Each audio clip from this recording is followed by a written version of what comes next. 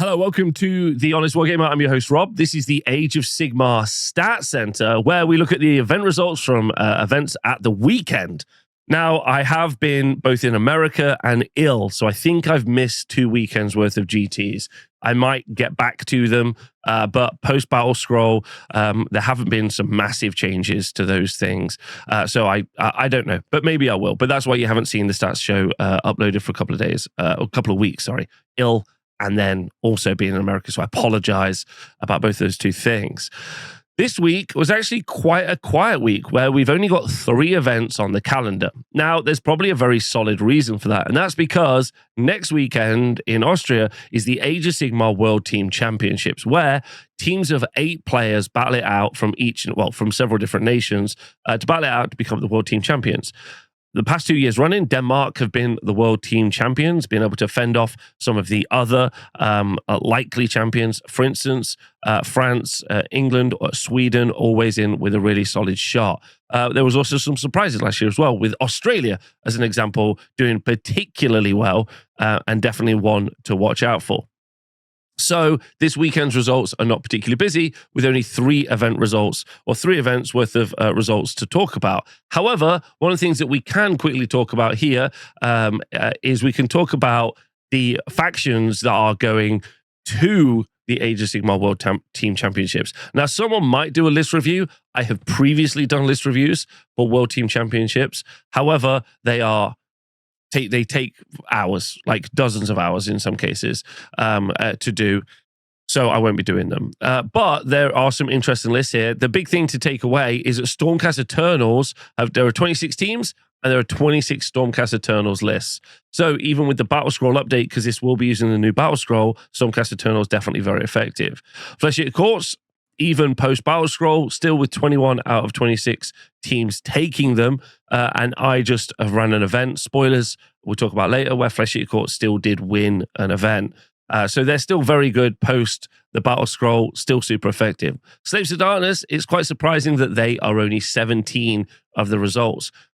Because Be'lakor, ultimately, ignoring Varangard, ignoring anything else, Be'lakor has got a real opportunity to shut down people's double turns, shut down big hammer pieces, which lots of people are talking about online as being something they don't like about the game.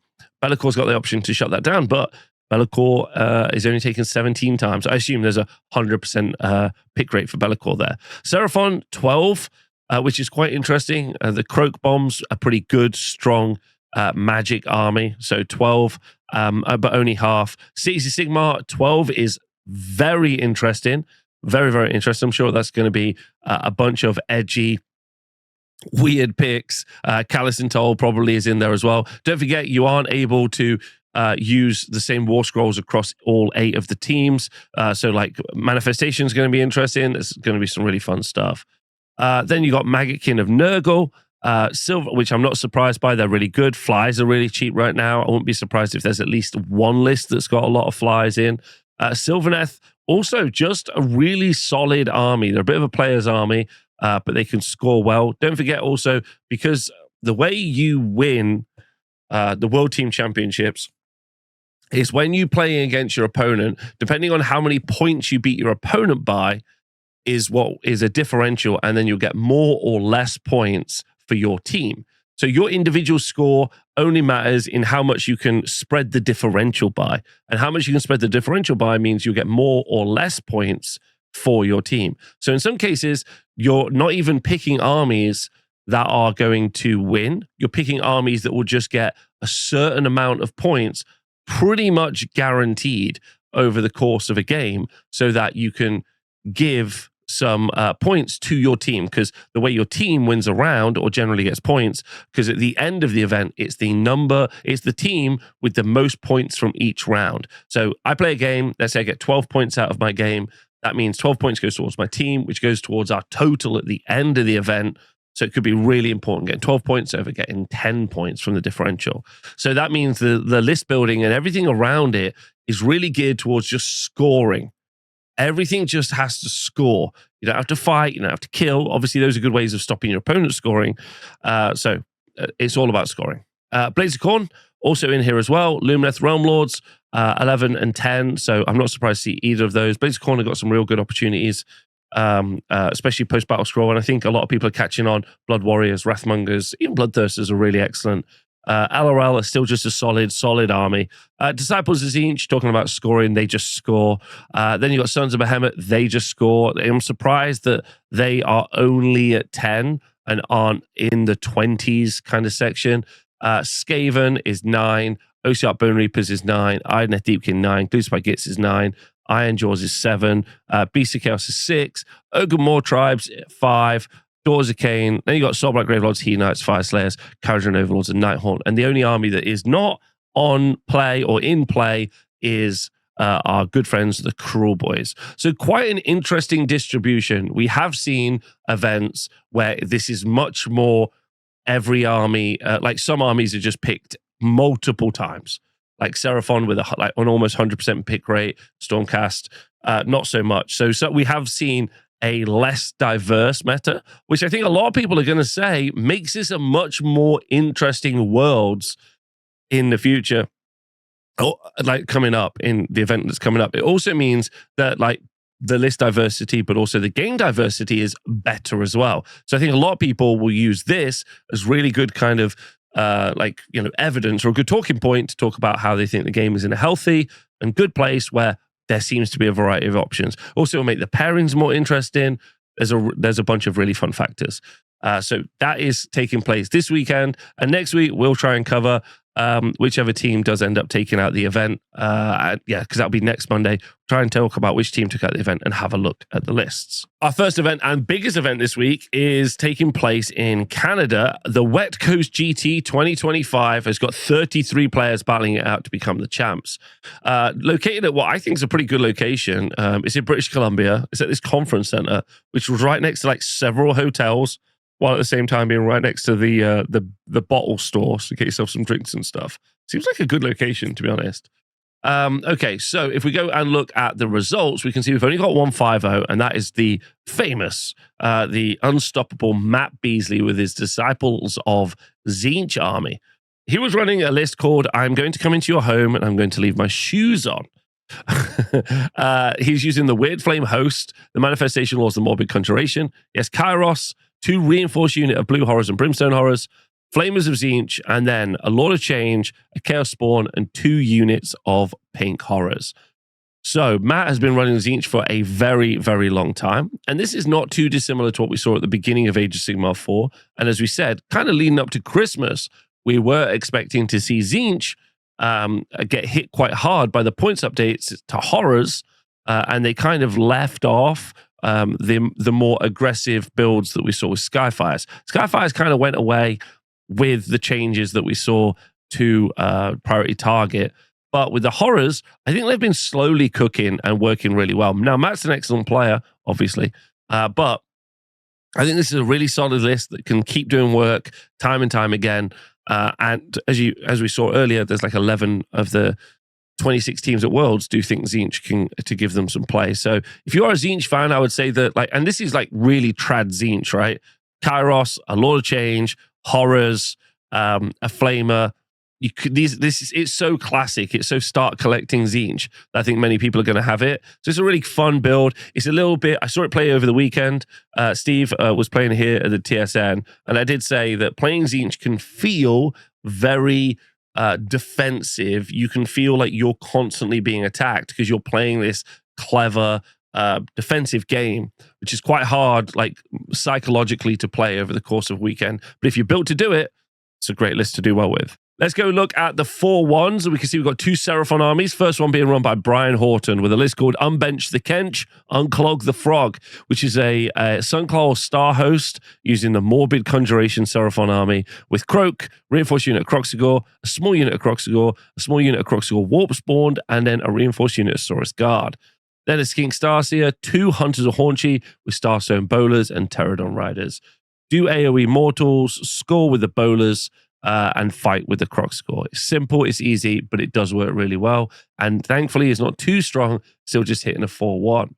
Alex Butler was running a list called a Salt and Battered Idoneth Deepkin list with Achillean Beastmasters. He's running Volturnus, an Achillean Ishling Guard, a unit of Achillean Achillean Leviathans, a Achillean Leviathan, then an Eidolon Mathlan aspect of the Storm, then a small unit of Ishling Guard, small unit of Ishling Guard, and a reinforced unit of Morsar Guard. So Volturnus, I think, got a little bit cheaper in the update. I think I may be making that up, I don't know. But ultimately, Leviathan's really solid, obviously very defensive, but also shooting and fighting excellent. And then the Morsar and Ishling Guard doing very well. Tactics, they can punch, they can fight. On turn 3, everything fights at the same time. As I've said before, one of the most successful armies in Age of Sigmar 4. Okay, if we go over and look at Crystal Moy, he's running Seraphon with Thunderquake. And he is running the Primal Energy Manifestations with Croak, a Bastillon with the Ark of Sotek, 2 Bastillons with Solar Engines, Reinforced Unit Crocscore, Starseer, Skinks, and Pterodon Riders.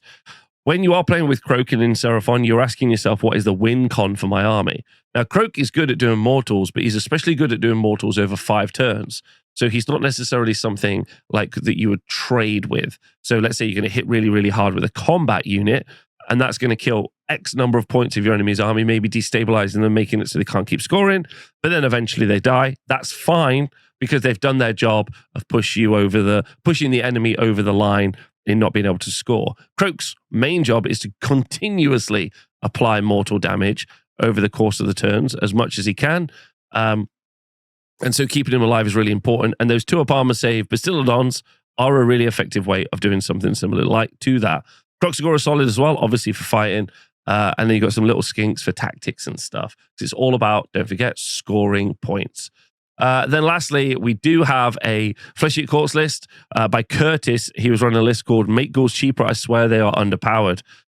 Running a Royal Menagerie Flesh Eat Corpse list with Ushran, Reinforced Unit Crypt Ghouls, a Royal Decapitator, an Abhorrent Cardinal, a Reinforced Unit Crypt Ghouls, another unit of Crypt Ghouls, an Abhorrent Gore Warden, and a Reinforced Unit of Morbeg Knights. So those Crypt Ghouls, very impactful, lots of attacks, lots of bodies on the board, lots of healing and recursion into them as well. Ushran, an auto pick in this army as always. Anyway, the Canadian scene is excellent if you get a chance to go up there. That Pacific Northwest community is growing day by day. So if you do get the chance to check out any of those groups, you should go play with them. The next event that we are covering is the event I ran this weekend, the Romegate Rebellion GT. I have a venue here in Nottingham called the TSN Arena. So tsnarena.com. If you go onto that, you'll see all of our upcoming events. We have at least one Age of Sigmar event every month, if not 2. So I think it's a really fun place to play Warhammer. If you've ever played, I would love you to leave some comments below, let people know what it's like. But we had 20 people this weekend. It was sold out, but 4 people dropped out. I think that's pretty common. That does happen a lot of the time, but we did have 20 people battling it out, which is fun. Another good thing, and something that really informs when I make content, when I'm talking about it on like stat shows, or more when I'm talking about Battle Scroll stuff, lots of new people playing at this GT. Lots of people, it was their first GT. Lots of people, it was their first Age of Sigmar GT. Lots of people just getting into it. Lots of people kind of in that kind of casual area. And I think this kind of reinforces the idea that I've been talking about, where we've seen a lot of edition churn. So we've seen some of the players that played a lot in earlier editions, maybe not translating over into Age of Sigmar 4, which is definitely making some communities feel like there's not as many people playing. However, there is a bunch of new people going to their first GT, building up this new wave and this new generation of players, which is great to see new people playing all the time. Obviously, wish all the people who did play still stuck around and played as well. So that was my vibe from the weekend. And I think as a testament to Age of Sigmar, I saw 20 people having a great time playing Age of Sigmar. So great game, people having fun, and they're all excited about playing they're all excited about playing more Age of Sigmar. Now, we didn't get any 5-0s at this event, but we did have a 4-1 with Rory just picking out his friend Faren for that top spot. Now, a really fun thing, before we look at Rory's list, well, we'll look at Rory's list, actually, and you can see that he was running Flesh Eat Corpse, Lords of the Manor with Manifested Insanity as his manifestation law, and he was running Ushran, Reinforced Morbeg Knights ×2, a Vargulf Courtier, an Abhorrent Cardinal, a Reinforced Unit of Crypt Guard, a Marrow Scroll Herald, and some more Morbeg Knights. However, he was actually playing, if you go check it out, this incredibly, and he won second coolest army at the event, which is all player voted. He was running them all as actual Bretonian models, which was very, very fun. The Morbeg Knights were Peg Knights, the Ghouls were the Knights on Foot, which is super cool. And his Usharan, which I thought was very fun, was Lys Duchard, kit bashed onto a base, which I think is great. Very, very cute to see. And also very thematic. Obviously, if you know about the narrative of the Flesh Eater Courts, this makes a ton of sense. So it's great to see Rory both commit both to gaming and also to hobby. I think that's really fun. And I think lots of people really enjoyed playing against that. So that was cool. Very fun. Also, a special shout out to our Silver player who was Kevin, who was running this. He won Coolest Army, and he was running this super fun all Tree Lord list. Well, it wasn't just all Tree Lords. It was like 2 Durthus, 3 Tree Lords, and 2 Tree Lord Ancients in a big monster mash where he was having a really good time. He played against Kragnos once. I think there was some mortal wounds that popped off, which was very cool. But yeah, he was also a delight to play as well. Really great army. Very excellent, which I thought was very fun. But it was a very cool army. Right, so going back to who did well at the event, we can see Faren also was running Daughters of Cain. He was running the Cauldron Guard with the Manifestations of Cain. He had Cruetha, a reinforced unit of Witch Elves with paired blades, then a Slaughter Queen on Cauldron of Blood, and 2 more units of Sisters of Slaughter with bladed bucklers, then a Hag Queen, a unit of Life Takers, a Hag Queen, some Doomfire Warlocks, and some Cainite Shadow Stalkers. And then his 3rd regiment was a Bloodrack Shrine and some Cainite Shadow Stalkers. So lots of units for doing tactics. I don't think at any point he was worried about doing battle tactics. I think mainly it was trying to make it so that the pretty fragile Sisters of Slaughter or Witch Elves kept alive long enough for them to do crazy amounts of damage, because when they were able to finally fight and charge in, they did a ton of damage. It's fun to see. Faren's also just a great dude and had a fun time, so it was nice to see. And also, it's a really hard army to play. Really hard army to play, but it did look like it just did some amazing stuff. Alex, what a little cutie. We love Alex. So Alex Forsyth was running Sons of Behemoth. And obviously, he did promise me that if he went 4-1, I would take a moment not berating them. So I am going to step off my anti-Gargant bias, which is fair and valid. But he was running Breaker Tribe. He had Kragnos, 3 little Man-Crusher Gargants. He had King Broad as well in his list. And he was running the Incarnate. Now, it looked like he was having a great time. Loads of people enjoyed playing against him. Kragnos did some crazy mortal wounds at one point. So generally just super, super fun, which is nice. We also had, and Alex was also really fun. So it was just a great time. Good energy in the room. We had 2 different sports votes. 2 players who got 5-0. So they got 5 sports votes. Every single game, they got a vote for best sports, which I think is just like impossible. So that's so good. So that's Paul Willis, one of our Twitch chatters, Pershaw, as well as Oliver White down here, his first ever GT. And he's running Cruel Boys. So first ever GT running Cruel Boys. We all know Cruel Boys suck, but was able to put like a big smile on his face and get and just like be happy getting his dick kicked in 5 games out of 5 and taking away best sports. That's great. So yeah, it was a fun event, really fun, really reinforces to me that people can play Sigmar and have a good time, because I literally saw it this weekend. I'll see it again in a few weeks at another GT I'll be running. So yeah, it's a good game people are enjoying playing. Our next event takes us over to Sweden. That's why we got this picture here for an Iron Man event, if you don't know how that works.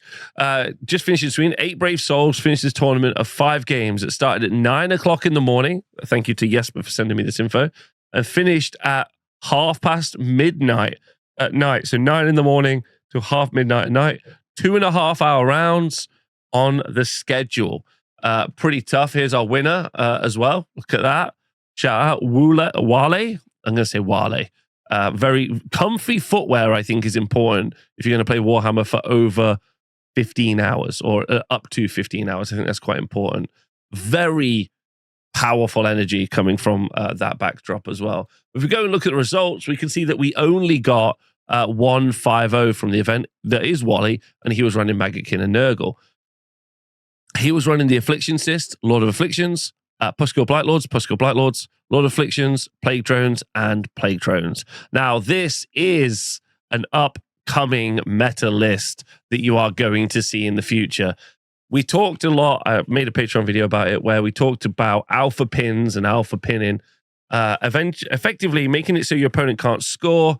Let me tell you, Pusco Blight Lords and Plague Drones are great for doing that exact job and making sure your opponent can't score points, which means they're not going to score and you are going to score more points and eventually win the game. And that is solid. Not necessarily the most exciting way to play, but a way to play. That's it for this weekend. I know it's a little bit quiet, but there are some absolutely massive events coming up. We've got big events in Germany coming up, the Raccoon Rumble, a bunch of other stuff as well. Some big events here in the UK over the summer. And I know we've got some big events in the US as well. Australia's got some big events. So we've got lots of events coming up with lots to take in. We're also only a couple of months away from the new General's Handbook, as well as a bunch of that free content Games Workshop said that they were going to be releasing in the lead up to the General's Handbook as well. So it's going to be a massive upheaval to the competitive game. Got to say, the Battle Scrolls have also kept the competitive game very interesting as well. Stormcast have had a big, massive dominance over the course of the entire year. Games Workshop probably always going to be a little bit blind to that because they're the poster child faction. But we've seen armies definitely rise and fall, as I've covered on the stat show previously. We've seen units, we've seen new trends that have been very common, and even just today, even from a really limited sample, we've seen that new trend of Nurgle popping up as well. So there's lots more kind of new and interesting takes on how to play Age of Sigmar, especially with an entire new mission paradigm coming out in 2 months, but it could be earlier than 2 months. So it's definitely going to be the road to the new GHB over the next couple of months, which is going to be very exciting. People are going to be locking in their lists for the last part of this GHB, trying to get as many points as they can. Sometimes master cycles, like masters events and things like that happen. But loads of things are going to keep happening in Age of Sigmar, which is very, very exciting. And I can't wait to see what happens next week. So good luck to everyone at the World Team Championships. I hope you had a great time. I hope you all continue to enjoy playing the games. Let me know in the comments below if there's anything I can do to make the stats show better. But thanks for watching. See you soon. Bye-bye.